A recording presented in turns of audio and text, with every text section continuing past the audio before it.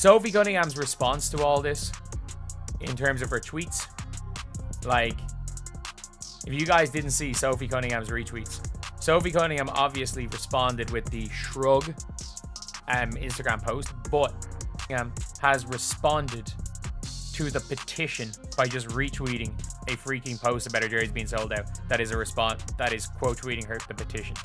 Like, that is the best way of going about it. As if she were a Marvel villain, they started a petition to ban Sophie Cunningham. Her response, to put it mildly, was a highlight reel with extra sauce rather than an apology.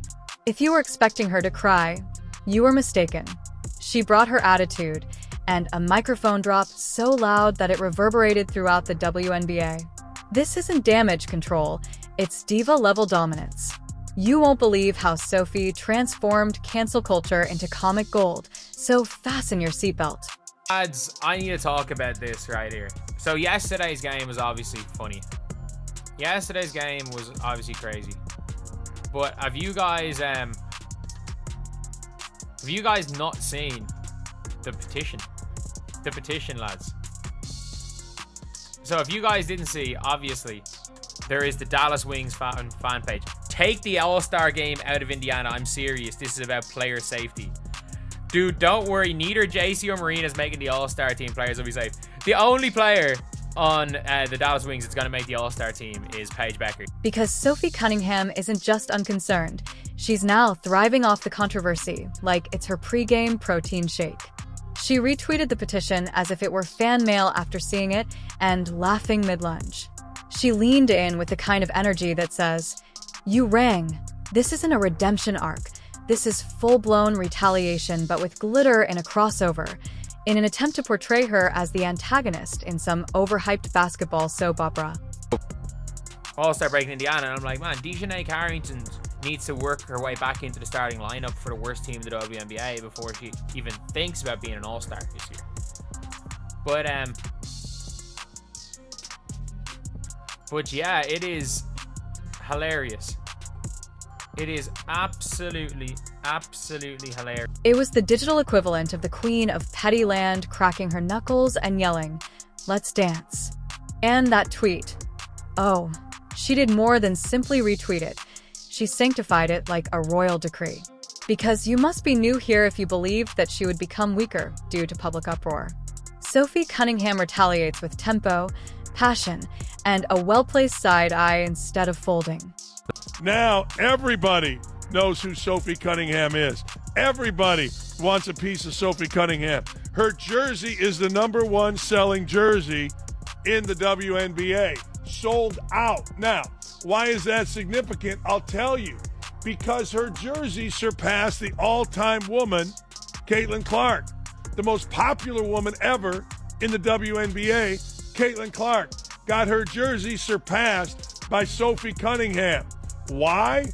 Because Sophie Cunningham stood up for Caitlin Clark. There is a difference between chaos and consequence, and people seem to forget that when Sophie gets physical, it's almost always because someone else got messy first. She's not throwing the first punch, she's just returning the favor with interest and a little extra spice. The petition itself is a masterpiece of pearl-clutching hysteria, fans screaming for bans like it's a dystopian version of American Idol where instead of singing you get canceled for existing too confidently. See, so I'm not the only one that feels this way. I'm not the only one that feels this way. I'm just saying. Sophie Cunningham stood on business. So all these damn petitions and all these little stupid things they're trying to do, these little freaking fines, we don't care about none of that. Now, just like Rachel said, your boy John Liquidator, I'm not condoning any violence whatsoever. But what I can tell you is that Sophie Cunningham stood on business and did the human thing to do. Because Sophie Cunningham is the WNBA's most unlikely fan favorite, not just for the Fever Dream Brigade, who cling to Caitlin Clark like she's a one-woman revolution, but for everyone else. This is because if you mess with her teammates, Sophie will go all medieval and attack you like a human goods train driven by loyalty and rage. It's not about the rules. It's about family. The league can argue about the rules all day long, but when someone attacks her girls, Sophie doesn't ask questions. Instead, Sophie is the anti-hero we didn't know we needed. She has the tenacity of a linebacker, the Twitter savvy of a meme lord, and the emotional range of a woman who's had enough. It's a Cinderella story, except instead of wearing sneakers, body-checking defenders, and calling out hypocrisy mid-aim, they wanted her silenced. Instead, she became a headline machine with a highlight reel full of vengeance. She lashed out not because she was angry, but rather because she had had enough of the narrative. Now everybody knows who Sophie Cunningham is. Everybody wants a piece of Sophie Cunningham. Her jersey is the #1 selling jersey in the WNBA. Sold out. Now, why is that significant? I'll tell you. Because her jersey surpassed the all-time woman, Caitlin Clark. The most popular woman ever in the WNBA, Caitlin Clark, got her jersey surpassed by Sophie Cunningham. Why? Because Sophie Cunningham stood up for Caitlin Clark. She did. When male players become rough and angry, it's simply basketball. But when Sophie raises her eyebrows or clears space with her shoulder, it's a criminal. The double standards were virtually leaking from the stadium lights. This is a crisis, a moment worthy of a petition. Could someone please explain how Sheldon's lowering of her shoulder into Sophie was just a competitive spirit, but Sophie's response on the timeline appeared to be a war crime? Is it selective vision or just bad acting? Let's talk about Sheldon for a moment. This wasn't just a little contact. Sheldon entered with the energy of someone attempting to use her torso to bulldoze a brick wall with her. The shoulder wasn't lowered. It was weaponized. Sophie took the blow, blinked once, and reacted as any respectable enforcer would with an emotional sledgehammer, because if you're going to test her balance, don't complain when she resets the scale. It's not aggression, it's calibration. Sophie never desired to be the league's rebel sweetheart. All she wanted was some uniformity, some justice, perhaps a set of rules that apply to everyone equally rather than being changed every night based on Twitter trends and jersey color. However, the moment Sophie realized that the bullies weren't going away, she made the decision to fight back, and not just on the court. Guess whose jersey sold out today? The one and only Sophie Cunningham, aka the enforcer and Caitlin Clark's bodyguard. Sophie Cunningham defended the face of basketball, and America was in love. I've honestly never seen so many people agree on one thing on Twitter, and they did last night. And also realizing that you wouldn't want to fight Sophie Cunningham after seeing this headlock. Off court, she has been using the skill of a stand-up comedian to roast individuals on a vengeance tour. The retweet was just the start, and now she has transformed her social media page into a carefully organized display of shade clapbacks. She's Picasso and has a gallery of emojis. Fans have turned the script, and now people are wearing her jersey, stitching her plays into TikToks, and defending her as if she's the last hope for basketball integrity. It's more than just a feed. It's a mood board for everyone who has ever been wrongfully called the villain when they were simply setting boundaries aggressively, and it's working. The type of athlete who doesn't require a public relations team to deal with criticism because she is the target of it, bringing the double standards into the public eye and emotionally attacking them with receipts while the haters are going crazy because they don't know how to deal with a woman who won't back down. The more noise they make, the louder her cheers get, and every video of her retaliation is reposted like a trailer for the Atomic Blonde sequel. Every game is now a battle between TH. I am sorry, bro. That was honorable what she had done for Caitlin, bro. What did Rachel Dementa say? What did Rachel say about this? If the refs are not going to do their job, the players are going to have to be the enforcers themselves. This game was chippy from the beginning, and the refs did not do their job. JC Sheldon.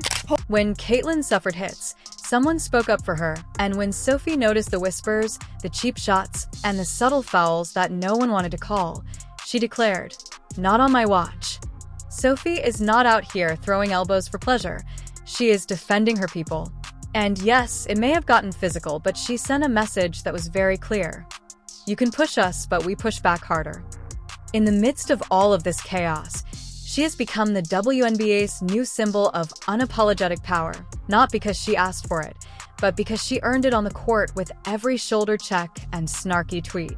She didn't start the fire, but she definitely learned how to cook with it. Now, the people who wanted her gone must watch her rise in the ranks, not just as a player.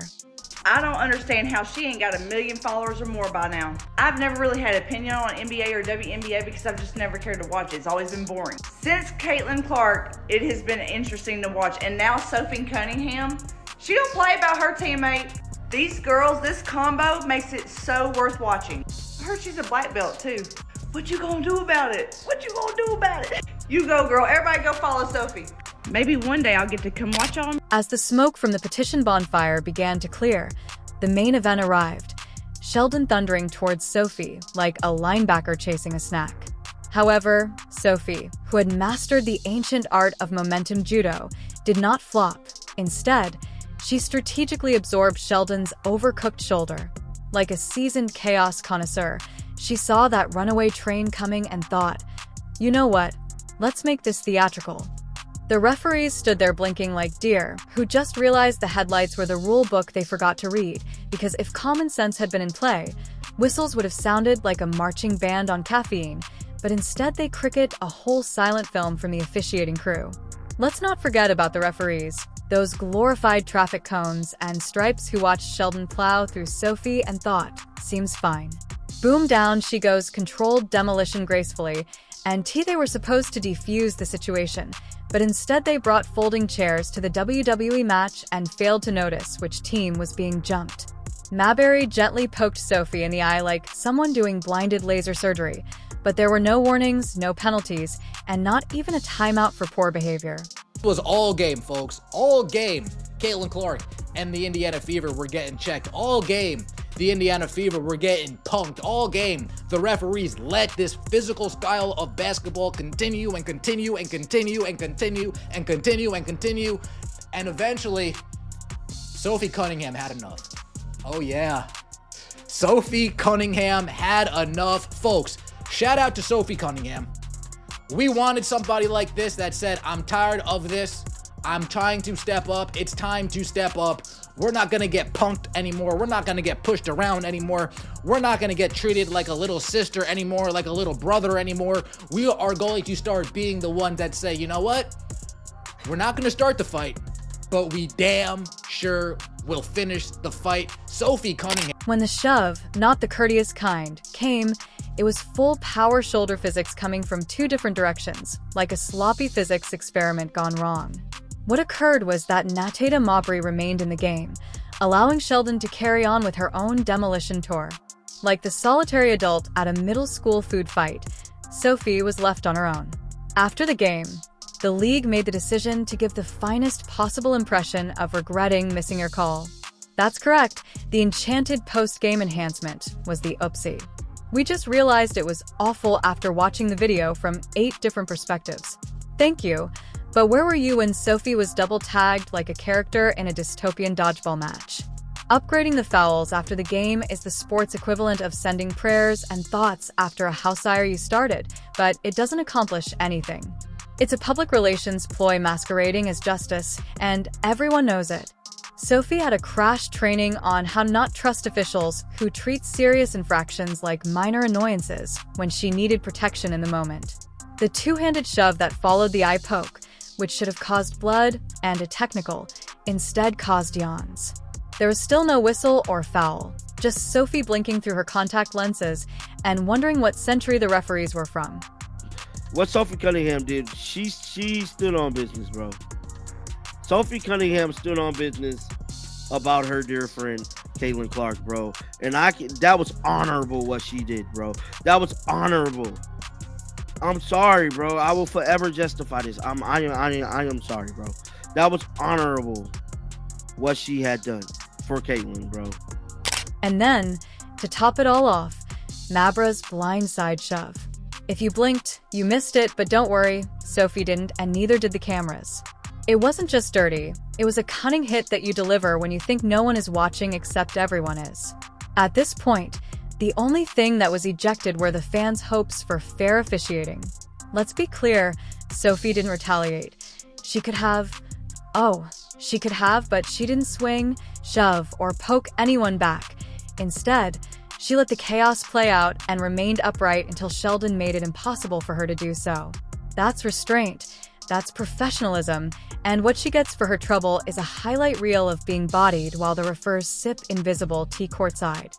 In the meantime, Sophie performed the part of Piñata, and Mabry and Sheldon left as if they had just finished a cooperative effort.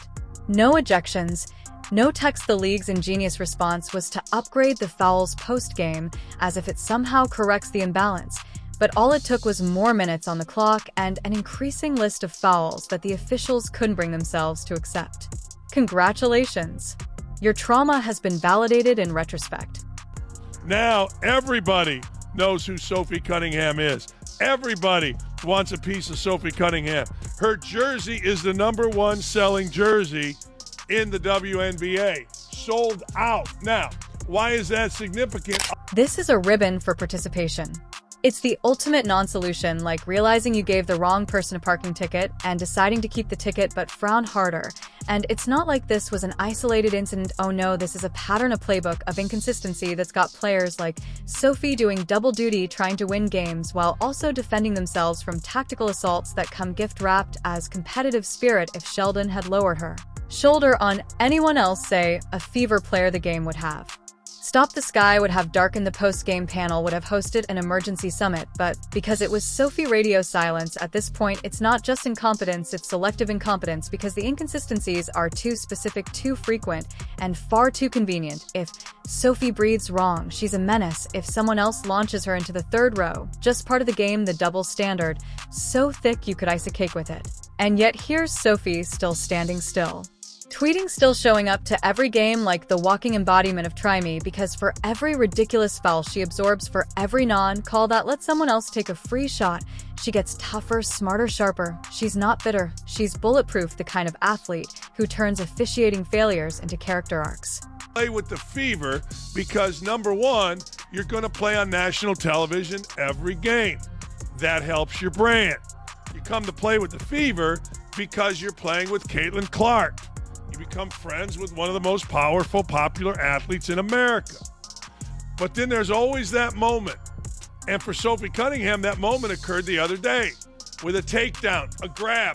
It was perceived that she was protecting Clark. Wasn't really that, but that's all right. Let perception. Fans aren't just watching the game anymore. They're auditing it, tracking fouls like courtroom stenographers, and demanding better with every clip, freeze frame, and replay breakdown on TikTok that explains how a poke, a shove, and a body slam somehow equaled play. Sophie is no longer just playing basketball. She is the star of a full-fledged procedural about injustice, and the receipts are all over the place. This is about a pattern of careless oversight that puts players in danger while feigning concern in the post-game paperwork, not about one player losing their temper or acting aggressively. The league wants drama, but only if it fits the pre-approved narrative. Sophie didn't match that description, so they tried to box her in, but she destroyed the box, used it as a podium, and set the entire thing on fire with her next tweet. The referees have yet to apologize. If justice were a jersey, it would be sitting on the bench with an ice pack. There is no true accountability, only the quiet hum of increased fouls and a shrug that says, "We'll do better next time," while doing the exact same thing in the following game. Sophie Cunningham is rewriting the rules one collision at a time because she is tired of waiting for justice.